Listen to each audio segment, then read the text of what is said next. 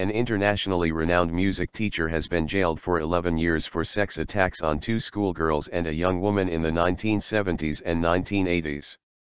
Philip Pickett, 64, from Lyneham, near Chipping Norton, Oxfordshire, attacked the girls and woman in soundproof practice rooms. He carried out the assaults whilst he was a teacher at the Guildhall School of Music and Drama in London.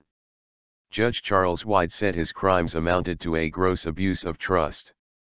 Pickett was found guilty at the Old Bailey on February 10 of 2 rapes and 2 indecent assaults on his victims between 1979 and 1983.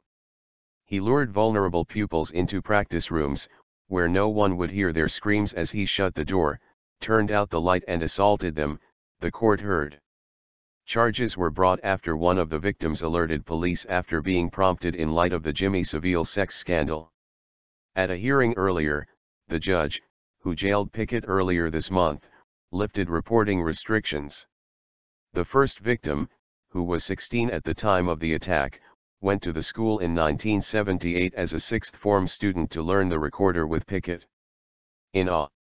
During a lesson, he asked her to take her top off, suggesting she needed to work on her breathing, then ordered her to lie on the floor where he indecently assaulted her. In a lesson the following week, she was raped by Pickett, the court was told.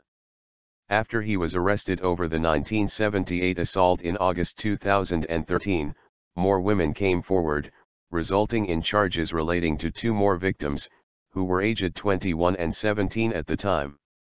The rape of a 21-year-old woman, the rape and indecent assault of the 16-year-old, and the indecent assault on a 17-year-old were offenses that all aggravated each other, the judge said. Jailing him, he said, "You were this woman and these schoolgirls' teacher, to a degree they were in awe of you, especially the schoolgirls, and, as far as they were concerned, this was specific targeting of a vulnerable victim, a girl you were teaching and you had power over who would be reluctant to complain and most unlikely to complain. Even if they shouted, they could not be heard, as you knew well, having got them on their own and shut the door. The impact of these very serious sexual offenses must have been very great indeed." He ordered that 2 further indictments relating to allegations by 2 women dating back to the 1970s lie on file.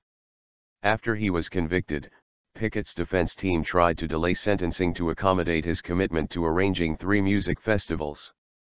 But the judge rejected it, saying he had his head in the sand and had carried on as if nothing had happened. A spokesman from the school welcomed the verdicts. He said, "Although these events took place several decades ago, this does not diminish our utter shock that a professional music teacher could abuse the trust placed in him by the school and its students."